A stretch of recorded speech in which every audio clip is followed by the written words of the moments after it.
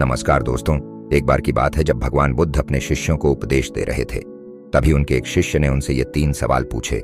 पहला, कौन किसके भाग्य का खाता है? दूसरा, संसार का सबसे बड़ा बलवान कौन है? और तीसरा, जो अपनी बात से मुकर जाता है उसका अंजाम क्या होता है? भगवान बुद्ध ने कहा कि ये तीनों प्रश्न अत्यंत महत्वपूर्ण हैं और हर मनुष्य को इनका उत्तर जानना आवश्यक है। इसलिए मैं तुम्हें एक कहानी सुनाता हूँ जिसमें तुम्हें इन प्रश्नों के उत्तर मिल जाएंगे।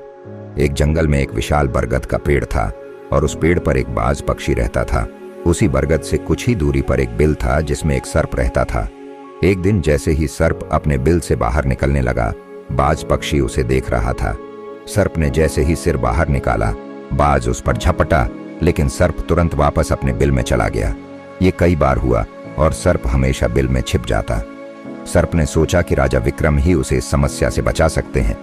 उसने सभी से विनती की कि कोई उसे राजा विक्रम से मिला दे। एक दिन राजा विक्रम जंगल में घूमते हुए उस रास्ते से निकले। सर्प ने राजा विक्रम से मदद की गुहार लगाई। राजा विक्रम ने सर्प को अपने पेट में छुपा लिया और दूर जंगल में ले गए। जब राजा विक्रम ने सर्प से बाहर आने को कहा तो सर्प ने मना कर दिया और वहीं रहना चाहता था। सर्प के जहर से राजा विक्रम बीमार हो गए। राजा विक्रम ने एक झोपड़ी में रहने का निर्णय लिया। उसी समय श्रावस्ती के राजा ताम्रध्वज अपनी बेटियों से पूछते हैं कि वे किसके भाग्य का खाती हैं। उनकी 2 बेटियां कहती हैं कि वे अपने पिता के भाग्य का खाती हैं, लेकिन सबसे छोटी बेटी चित्रलेखा कहती है कि वह अपने ही भाग्य का खाती है। राजा ने क्रोधित होकर चित्रलेखा का विवाह एक कोढ़ी से करा दिया, जो वास्तव में राजा विक्रम थे। चित्रलेखा ने अपने पति की सेवा की और एक दिन जब वह जंगल में थी, उसने 2 सर्पों की बातचीत सुनी। एक सर्प ने कहा कि यदि कोई गंगा जल लाकर राजा विक्रम को पिला दे तो वह सर्प नष्ट हो जाएगा। चित्रलेखा गंगा जल लेकर आई और राजा विक्रम को पिलाया। सर्प नष्ट हो गया और राजा विक्रम स्वस्थ हो गए। चित्रलेखा ने राजा विक्रम से एक पीपा तेल लाने को कहा।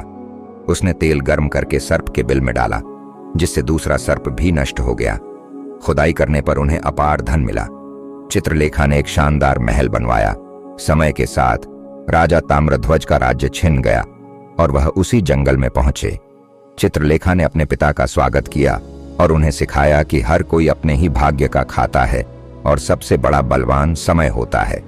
जो अपनी बात से मुकर जाता है उसका अंजाम बुरा होता है, जैसे उस सर्प का हुआ। अंत में राजा विक्रम ने ताम्रध्वज को उनका राज्य वापस दिलवाया। ये कहानी हमें सिखाती है कि समय सबसे बड़ा बलवान होता है और जो अपने कर्मों पर विश्वास करता है ईश्वर उसे सुख देता है।